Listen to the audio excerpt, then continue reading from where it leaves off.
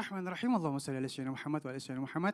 Assalamualaikum warahmatullahi wabarakatuh. Waalaikumsalam warahmatullahi wabarakatuh. Jamaah. Yeay. Oh jamaah. Yeay. Alhamdulillahirabbil alamin. Masya Allah hari ini semua mudah-mudahan amal ibadah kita diterima oleh Allah Subhanahu wa taala.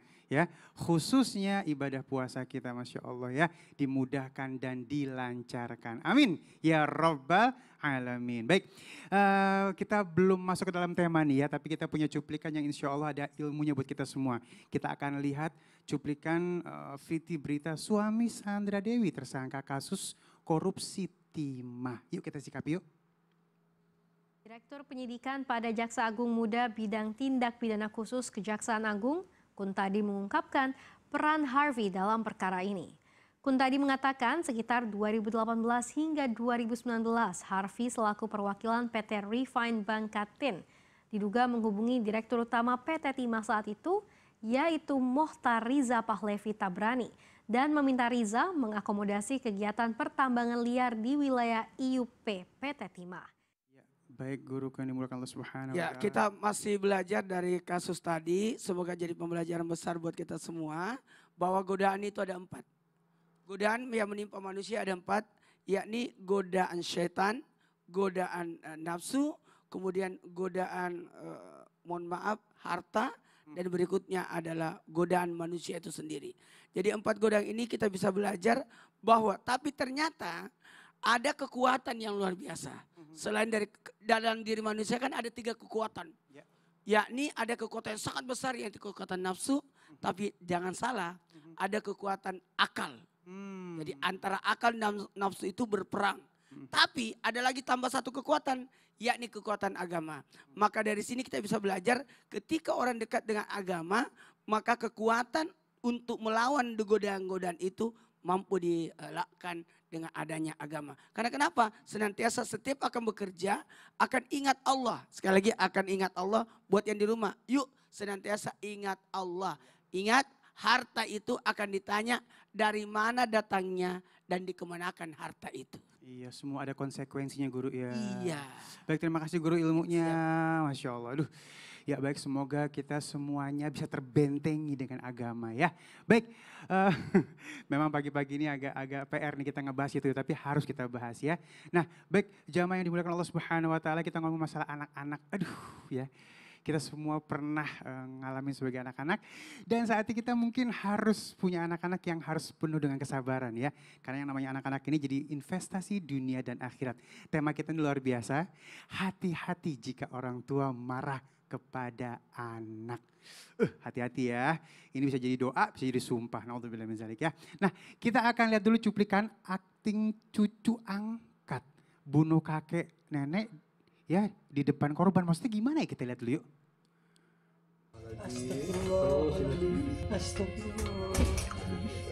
Akting cucu angkat bunuh kakek nenek di Malingping sempat pura-pura menangis histeris di depan korban. Polres Lebak menetapkan ZN 44 tahun sebagai tersangka pembunuhan pasangan suami istri lansia bernama Kemen 92 tahun dan Satimah 72 tahun. Keduanya dibunuh ZN yang merupakan cucunya sendiri di dalam rumahnya di Kampung Cigaruk Gak, Desa Kadu Jajar, Kecamatan Malingping, Lebak, Banten. Nggak tahu nyikapinya aku gimana guru. Innalillahi wa inna ilaihi Innalillahi wa raji'un. inna ilaihi raji'un ya Allah. Mudah-mudahan kembali lagi sepertinya kita harus terbentengi sama agama lagi nih guru. Betul. Ya, sehingga akhirnya kita paham tentang apa ujian-ujian dari muka bumi ini. Guru, sebagai orang tua, kapan sih waktunya kita harus marah sama anak-anak kita sehingga akhirnya jadi pembelajaran? Silahkan guru. Baik, tabi guruku Ustaz Ahmad Ridwan, Ustaz Maulana, Bang Ali, serta guru-guru kami yang dimuliakan Allah Subhanahu wa taala. Al-Qur'an surah Hud ayat 46. A'udzu billahi minasy syaithanir rajim.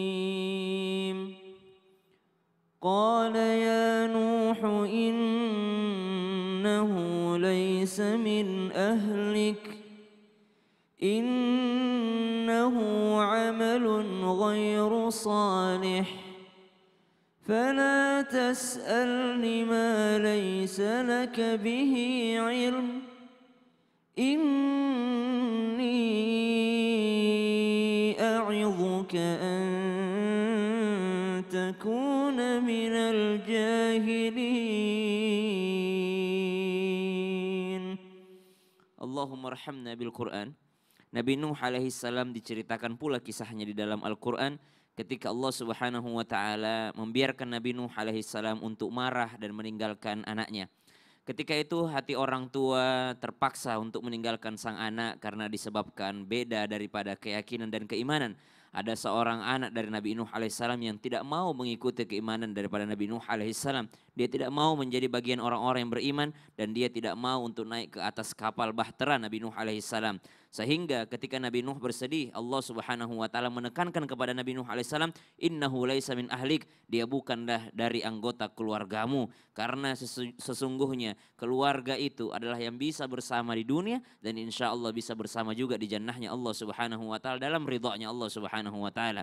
Jadi kalau ditanyakan kapan sebenarnya momen di saat seorang orang tua boleh marah kepada anaknya, maka mari kita mencontoh baginda Nabi sallallahu alaihi wasallam. Nabi sallallahu alaihi wasallam tidak pernah marah ketika dijadikan kuda-kudaan oleh cucunya sendiri. Nabi sallallahu alaihi wasallam tidak pernah marah ketika Nabi sedang berkhutbah sedangkan cucunya pengen digendong pada saat itu. Nabi sallallahu alaihi wasallam tidak pernah marah ketika Nabi sedang sujud dalam sholatnya lalu cucunya yang masih kecil naik ke atas pundaknya Nabi sallallahu alaihi wasallam. Maka ini bukan tentang harga diri, tapi Nabi sallallahu alaihi wasallam marah ketika ada orang yang jauh dari ajaran agama.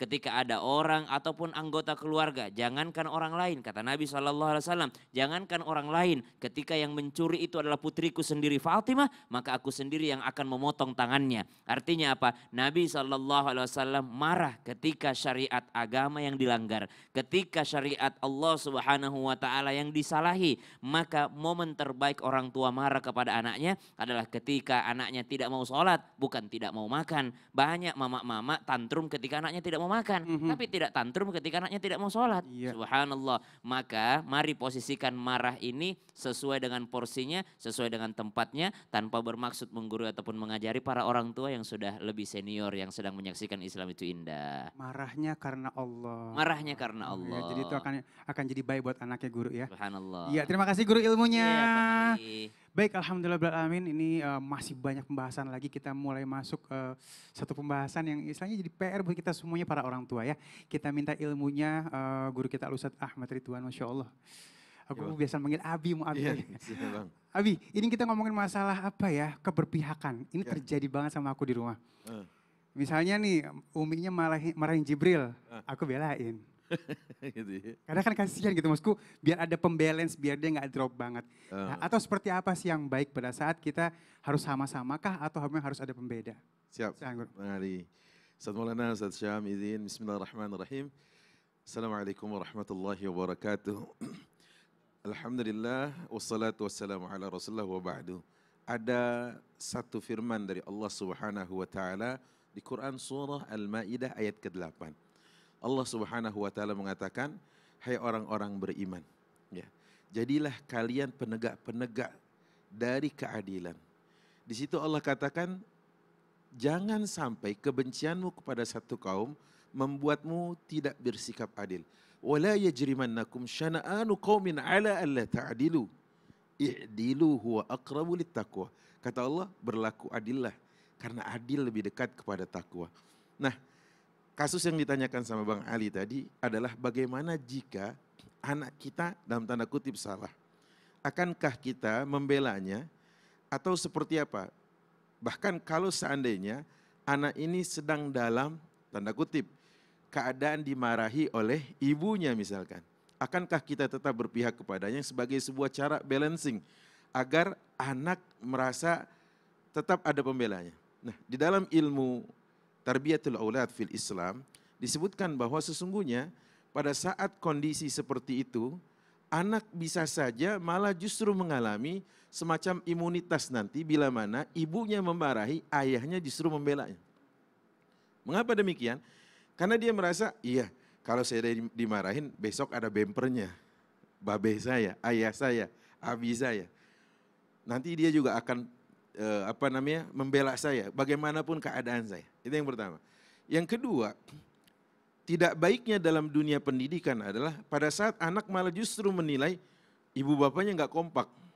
jika yang dikerjakan oleh anak adalah sesuatu yang memang salah, dan kemudian ayah atau ibunya membelanya dalam kesalahan, padahal harusnya ayah dan ibunya kompak bahwa itu adalah kesalahan. Saat mereka memberikan teguran dengan kesan memarahi, sejatinya adalah kasih sayang yang sedang diberikan dalam bentuk yang berbeda. Sehingga saat dia menerima yang satu adalah sedang memarahi dalam bentuk mendidik ya, dengan bahasa cinta yang berbeda, yang satu kok malah justru memberikan permisif gitu ya, pembolehan. Nah ini akan menjadi salah satu dari kepincangan dan kegampangan anak dalam pendidikan. Dan yang ketiga adalah dia akan gampang mengulangi kalau seandainya itu dianggap sebagai sebuah pembenaran. Begitu. Aduh, ilmu baru nih ya. Kadang-kadang kita kan pengennya kan kalau udah marahin yang kamu tenangin dong gitu kan ya. Iya. Ternyata nggak seperti itu ya. Ya, makanya kalau di belakang ntar kita kompak gini. Kalau mau marah, kompak ya gitu. Jangan satu membela terus akhirnya. Kita kalau mau bain barengan lagi ya. Betul, Wah, gitu. terima kasih guru ilmunya. Ya. Jadi ada cara-cara trik tersendiri sehingga akhirnya anak-anak kita paham. Jadi nggak pilih kasih atau nggak ngerasa mungkin ada tameng gitu ya kalau dimarahin sama ibunya bisa ke bapaknya ya, Masya Allah ya. Nah baik, ini ada liputan menarik yang harus kita sikapi, yuk.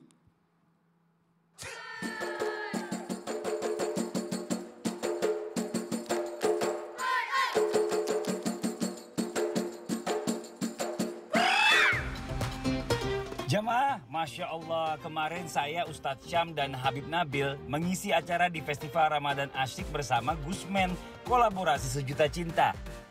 Kegiatan ini tidak hanya menjadi momen untuk merayakan keberkahan bulan suci ini, tetapi juga sebagai kesempatan untuk mempererat tali persaudaraan dan memperdalam makna ibadah. Bagaimana tata kelola zakat ini dengan sebuah pembangunan atau pengembangan tata kelola zakat yang akan kita gagas ini menjadi selain membuat rasa tanggung jawab yang besar semua stakeholder, kita bersama-sama memastikan bahwa zakat benar-benar memberikan dampak yang signifikan. Acaranya Masya Allah seru banget. Mulai penyerahan simbolik bingkisan Ramadan kepada anak yatim. Kita berikan tepuk tangan yang meriah, Masya Allah luar biasa. Selain itu ada juga acara rekor muri pembagian bingkisan Ramadan secara serentak terbanyak se-Indonesia. Masya Allah, seru banget ya jemaah ya. Kalau gitu setelah yang satu ini, jamaah jangan kemana-mana dulu. Tetap Islam itu indah. Jamaah, oh jamaah, alhamdulillah.